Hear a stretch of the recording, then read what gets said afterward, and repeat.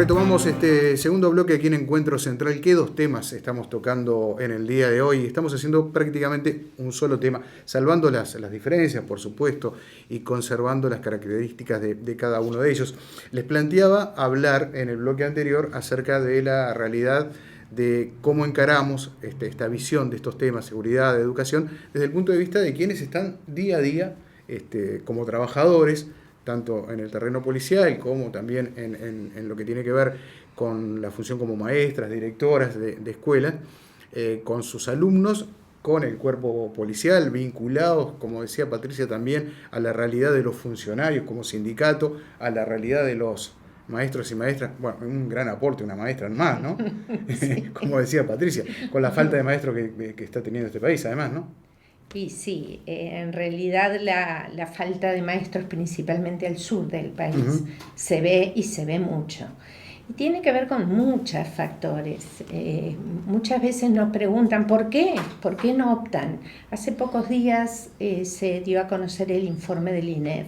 Sí. Y allí en uno de los capítulos podemos profundizar. Es larguísimo el informe. Menos que el anterior. Extenso que los otros dos anteriores. Pero igualmente, algunos de los capítulos, y uno especialmente, habla de la formación docente. Exacto. Y esa investigación que se hace, que para nosotros somos bien críticos de esa mirada sesgada que se tiene cuando de educación se habla, y en este caso de formación docente.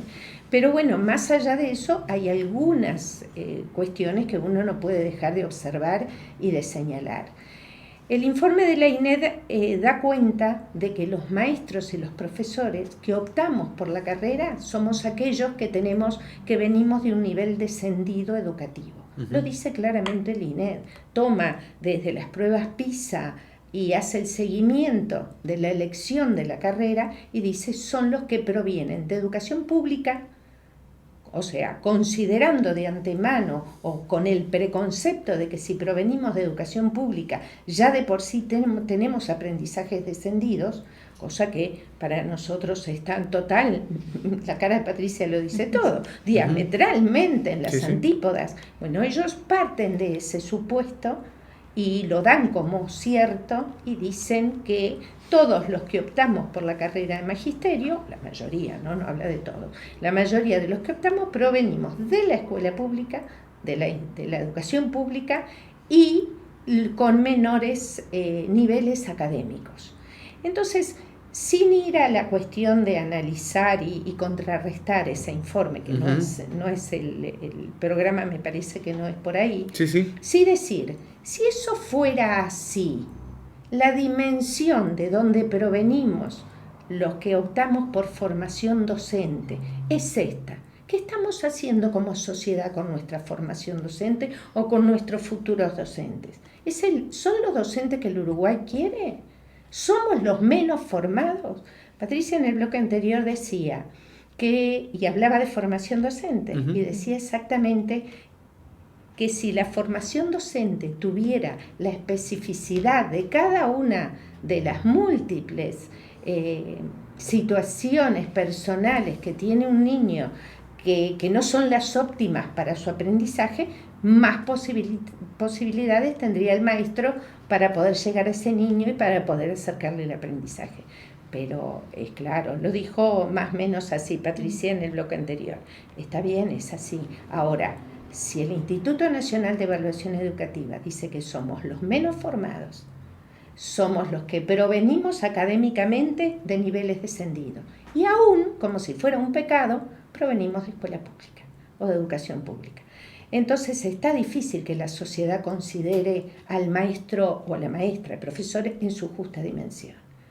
Está muy difícil, porque la realidad que viven las escuelas, que la vive, lo comentó Patricia, en el corte lo comentabas tú como papá, lo comentan y lo viven, no lo comentan, lo viven los papás y las mamás, los tutores de los niños, diariamente en la escuela. Entonces, ¿esto que viven o son las cosas que se dicen? ¿Es lo que se dice o es lo que realmente sucede? Entonces, cuando hablamos de educación y temas de educación, yo sé que es un recorte, lo del Instituto Nacional de Evaluación Educativa, lo dijo la directora Ales Massey, lo afirmó en más de una oportunidad. Esto es un recorte de algo que es multidimensional y que, bueno, que iba a tomar ese aspecto. Ahora, tal recorte hace ver una fotografía bastante distorsionada de la realidad. ¿Qué diría un instituto similar, por decirlo de alguna manera, de evaluación en este caso, de los funcionarios policiales? ¿Qué te parece, qué mirada tendría? De por qué entrarían a esta... Sí. Y bueno, en realidad, por ejemplo, nosotros tenemos cárceles que la mayoría son compañeros que ingresan del interior, de Rivera, de Artigas, de Tacuarembó, que vienen, hacen semana por semana, y en realidad vienen buscando una salida laboral que no hay en esos lugares. Después tenés, pues nosotros somos tan amplios porque tenés desde un hospital policial que son técnicos hasta la parte ejecutiva. La Guardia Republicana es parecida, históricamente se iba a esos departamentos o ciudades apartadas a buscar esos compañeros, y muchas veces se les pedía solo sexto de escuela. Después se quiso ir aumentando de a poco a por lo menos el ciclo básico para el personal subalterno, pero a veces hay bajadas y subidas que en realidad a nosotros nos parece mal, nos parece que debería siempre la vara estar elevada y buscar la profesionalización también con lo que es la educación.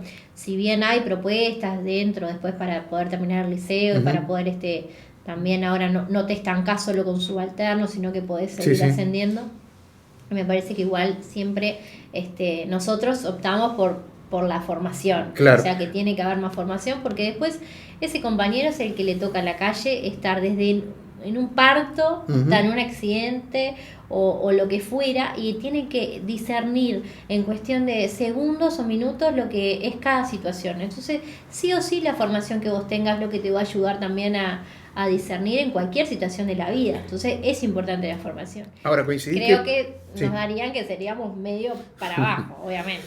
Pero sí coincidís en la mirada de que para trazar, como tú decías en el bloque anterior, políticas de Estado con respecto al tema de seguridad, debería incluirse sí o sí la expertise, la experiencia, el trabajo de los trabajadores, en este caso de los funcionarios policiales. Sí, obviamente. Nosotros... ¿Algún partido se las pidió?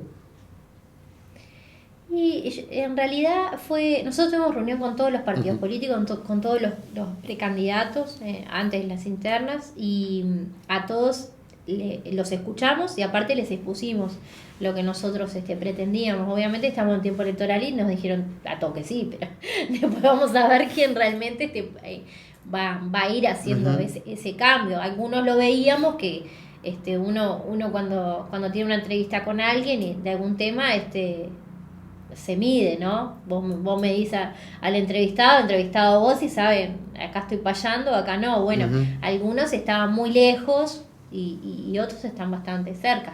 La cuestión es después, si realmente lo bajan a tierra, se puede lograr el cambio que nosotros queremos. Que lo queremos nosotros como trabajadores, y aparte por estar insertos en la sociedad. Digo, mi hija va al liceo y me preocupa que venga bien, o sea, todos estamos en la misma parte de ser trabajadores dentro de un ministerio bastante complejo y complicado. No dejamos de estar dentro de lo que le pasa a cualquier otra persona. Claro. ¿Y en el caso de ustedes, Silvia?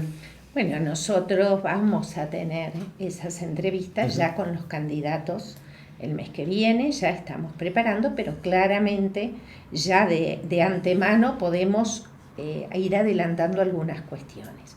Decir públicamente que se van a construir 140 liceos, 140 instituciones públicas de educación, y a la vez decir que se va a reducir la cantidad de funcionarios públicos, es algo que nos cuesta entender, y eso lo vamos a preguntar al candidato que así lo propone en su momento, cómo esas propuestas que se piensan llevar adelante, cómo se van a hacer. ¿Cómo sería posible? En educación primaria nosotros tenemos 2.300 escuelas. Basta una simple operación matemática. más o menos de primero a sexto, más o menos, tenemos todo el nivel inicial también, más o menos de primero a sexto. ¿Cuántos maestros se piensan tener o se necesitan tener para que cada niño tenga y llegue a la educación que necesita, en los tiempos que necesita, con sus características propias de aprendizaje? En realidad es muy difícil pensar que vamos a construir edificios y adentro qué vamos a hacer.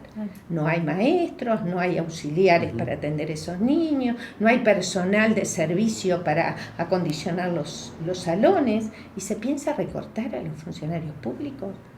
O soslayadamente se está hablando de otro tipo de educación que no es la pública, que no es la histórica nuestra y que nosotros defendemos, pero a morir. Es aquella donde pueden estar tus hijos, los hijos de Patricia, los míos, nuestros nietos, juntos, no importa de dónde provengan. El mayor ingreso de funcionarios públicos en los últimos años se ha dado en las dos áreas precisamente de las que estamos hablando, ¿no? Sí. Seguridad y educación. Y está clarísimo que es una necesidad, primero porque se hizo y porque aún queda, digamos, la frazada corta, ¿no? Totalmente. Nosotros tenemos de unos años a esta parte profesores de educación física en casi la totalidad de las escuelas del país. Tenemos muchos niños, muchísimos niños en las escuelas que acceden a inglés, a una segunda lengua.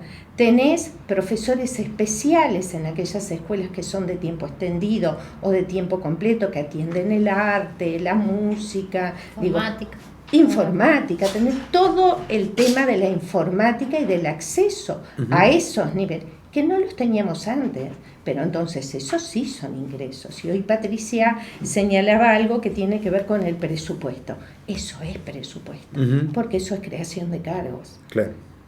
Se necesitan crear cargos para que se llegue a lo que nosotros entendemos como educación integral. Eso es educación integral. Y en esa educación integral que también está la parte de, como tú decías, los auxiliares de servicio que se necesitan, la parte de cocina, todos los comedores escolares, que la verdad que algunos necesitan mucho más ayuda de la que están recibiendo. Hay niños que digo, el almuerzo a veces es lo que tienen en el día, y yo soy parte de la comisión de la escuela, y la verdad que me sorprende lo que se destina, no lo voy a decir, pero es muy ínfimo lo que se destina como plato de comida para esos niños. Entonces digo, se habrá que invertir en educación, porque eso también es parte. Un niño que no está bien alimentado no puede estudiar bien, no puede concentrarse porque tiene hambre, literal. Entonces digo, son todas cuestiones que hoy la educación la tiene también y tiene que darle una respuesta. Como madre, ¿pensás que a la escuela, y me detengo en la escuela porque si no estaríamos ampliando mucho el tema de educación secundaria, que es un tema bastante intenso, y hablando de este informe de evaluación, ahí hay también una mirada muy crítica, ¿no? Pero me quiero detener un segundo en esto. Como madre, ¿tú pensás que se educa en la casa y que a la escuela se va a aprender? Bueno, eso debería ser primordial. Como está hoy en día desfracturada algunas cuestiones de la sociedad, se da que a veces lo que no se educa en la casa se termina aprendiendo en la escuela. En realidad la escuela debería, a mí me parece que debería ser, en cuestión de valores, debería no ser la indicada en hacerlo, sí, obviamente que reforzarlos, pero no son los padres, son educadores, tendrían que dedicarse netamente a lo que es la parte de formación. Lo que pasa es que a veces, si vos ya venís de un entorno complejo, complicado y demás, terminás haciendo otras funciones que en realidad no te corresponden. Yo no me quiero meter mucho en la parte de educación, porque no sé yo, pero digo, me parece que claro, es eso, es hoy los liceos, si bien vos no lo estabas no lo vamos a subrayar mucho, pero tienen que hacer talleres de convivencia por la violencia que se da muchas veces fuera de los liceos, pero que obviamente que terminan repercutiendo en esos adolescentes que van, y entonces tienen que darle valores de por qué estamos en contra de que estas cosas pasan, y terminamos haciendo el papel de que muchas veces antes, obviamente lo hacían más la familia, claro, pero a veces con Cuando no se da en la familia, se termina dando en centro de enseñanza. No está mal, debería ser reforzarlo. Hoy en día en algunos niños se da solo en los centros de enseñanza. Entonces ahí es donde estamos fallando en el abordaje, capaz en alguna ONG, en algunos lugares donde que trabajan más netamente dentro de lo que es el barrio. Sí. Y Elvia, ¿y tú coincidís que los mayores problemas de seguridad en realidad en este país se dan puertas adentro? Con la violencia intrafamiliar, con la violencia de género, con los abusos de niños, niñas y adolescentes. Yo quisiera permitirme complementar algo que dijo Patricia en su visión de la escuela como enseñante en cuanto a aprendizajes y la familia como educadora. Yo creo que la escuela educa. Sí, la escuela educa. Nosotros como maestros en el magisterio nace con un contrato social y la base del magisterio es un contrato con la sociedad. Más allá de la enseñanza de lectura, escritura, matemática, va a ese contrato. El tema de los comedores, el comedor nació y hay que remontarse muy poco para atrás, muy poco tiempo, digo en la historia, mucho tiempo, pero en la historia de la escuela pública, relativamente poco. Surge cuando había una necesidad de hambre en nuestra población y en nuestra población infantil y nace como un sistema compensatorio de la familia. Hoy no. Los niños, o la mayoría de los niños que comen en nuestras escuelas, los comedores son espacios educativos. Más allá de satisfacer la necesidad que puede haber en cierto porcentaje de población infantil que lo necesite o de complementarlo, pero son espacios educativos y no estamos enseñando, bueno, también las maestras tenemos nuestras estrategias, pero salimos de lo que es el aula, matemáticas, ciencias, lenguaje. Digo eso, gracias Patricia por permitirme colocar esto. Ahora tú decías... de la violencia puertas adentro. La violencia puertas adentro.